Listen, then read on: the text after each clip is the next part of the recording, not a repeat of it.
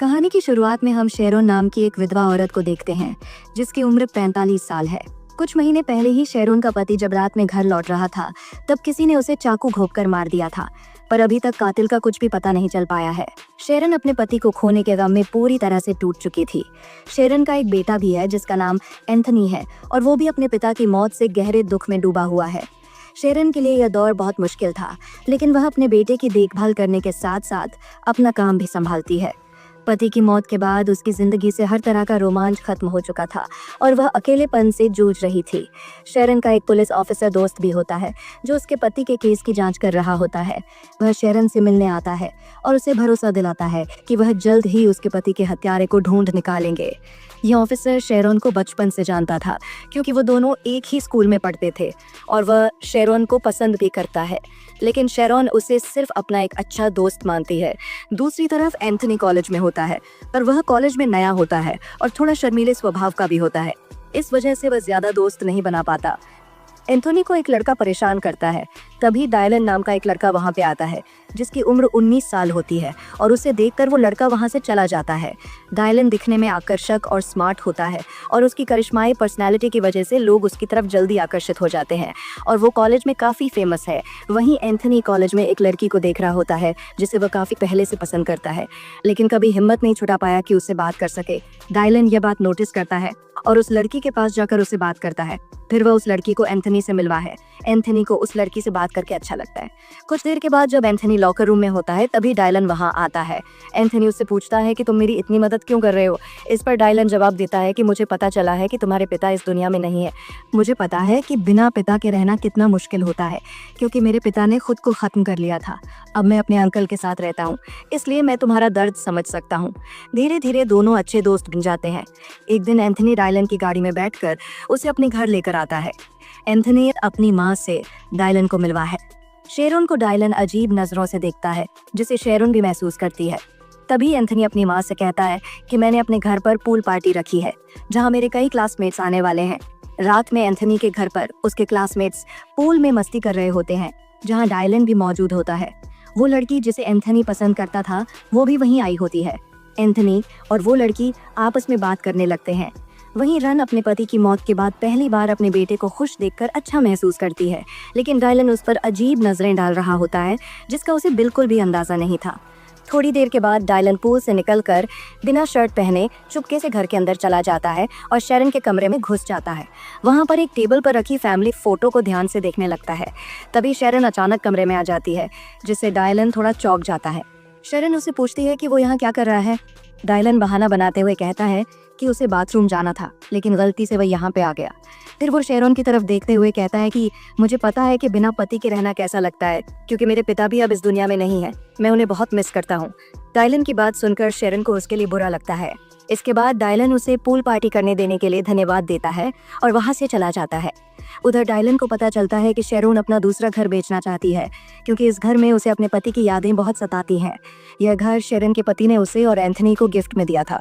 शाम को Dylan Sheeran के साथ उस घर को देखने जाता है। वहाँ डायलन शेरन से कहता है कि वह अपने अंकल के साथ रहता है और उसके अंकल को घर खरीदना है। शेरन उसे घर दिखाने लगती है और दोनों आपस में बातें करने लगते हैं। बातों ही बातों में शेरन डायलन की ओर आकर्षित होने लगती है और डायलन भी यह बात नोटिस करता है।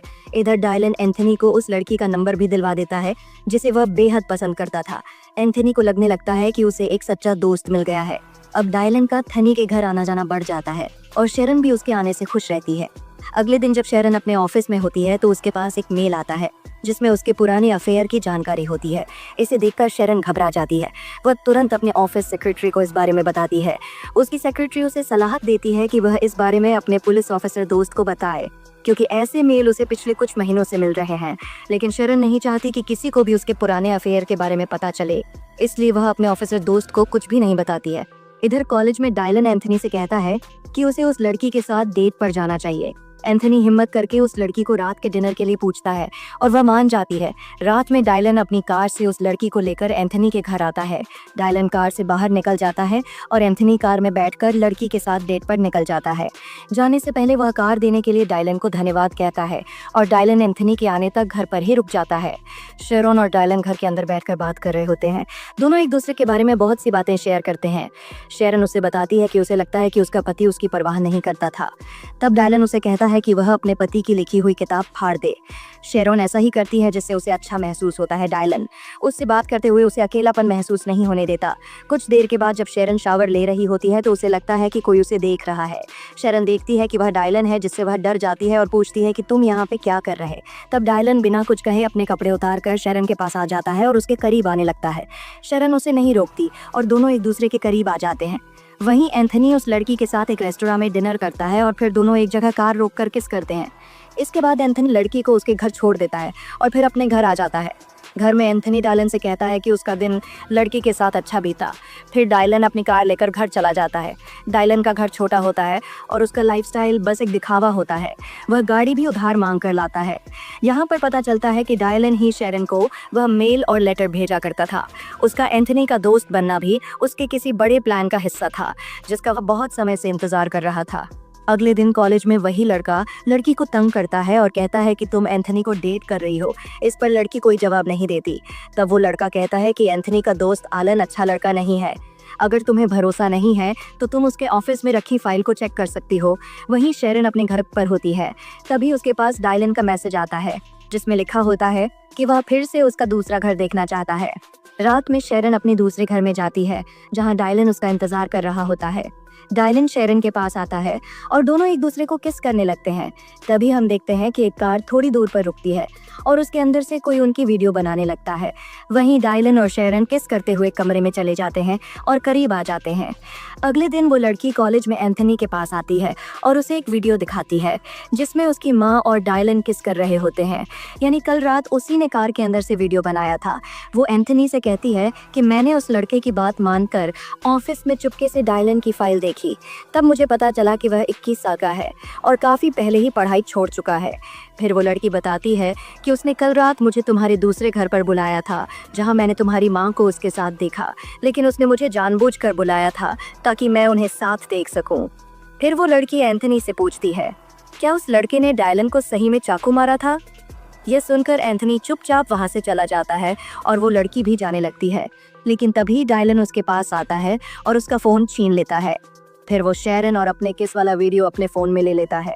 लड़की गुस्से में अपना फ़ोन लेकर जाने लगती है, पर डायलन उसके पीछे जाता है।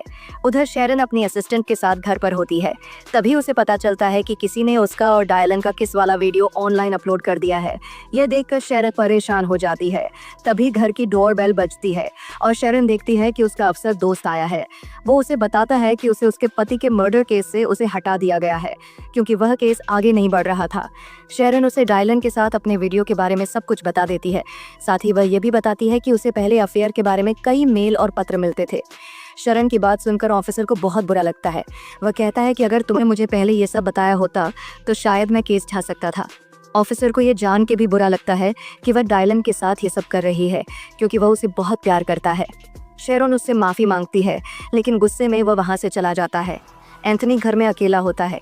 तभी उसके पास उस लड़की का एक मैसेज आता है और वो उसे डायलन के घर बुलाती है। एंथनी साइकिल लेकर निकल पड़ता है और डायलन के घर पहुंचकर आवाज़ देने लगता है, लेकिन घर बंद होता है। तभी पीछे से डायलन आता है और एंथनी पर हमला करके उसे बेहोश कर देता है। दरअसल डायलन ने उस लड़की के फ़ोन से एंथनी को मैसेज किया था। फिर वह उसी फ़ोन से शेरन को भी मैसेज भेजता है और लिखता है कि आज रात एंथनी उसके घर में रुकेगा। कुछ देर बाद शेरन के पास एक मेल आता है जो उसी अकाउंट से भेजा गया था जिससे पहले भी मेल आते थे। मेल में शेरन को उसके दूसरे घर पर मिलने के लिए बुलाया जाता है। शेरन ये बात अपने ऑफिसर दोस्त को भी बता देती है और गाड़ी लेकर रात में दूसरे घर पहुंचती है। वहां उसे बड़े से टीवी पर एक वीडियो प्ले होता हुआ दिखता है। तभी पीछे से डायलन आ जाता है। असल में शेरन का एक बार एक आदमी के साथ साथ अफेयर था और वह आदमी डायलन का पिता था। लेकिन जब उनके अफेयर के बारे में सबको पता चला तो डायलन के पिता ने शर्म के मारे खुद को ख़त्म कर लिया। इसके बाद डायलन की माँ भी नशे में डूबकर मर गई, जिससे डायलन पूरी तरह अकेला रह गया। डायलन इसके लिए शेरन को जिम्मेदार मानता था, इसलिए उसने एंथनी से दोस्ती की और शेरन के करीब आया ताकि वो उससे बदला ले सके। इसके बाद डायलन चाकू निकालता है और बताता है कि इसी चाकू से मैंने तुम्हारे पति को मारा था और ये वही चाकू है जिससे मेरे पिता ने खुद को खत्म किया था।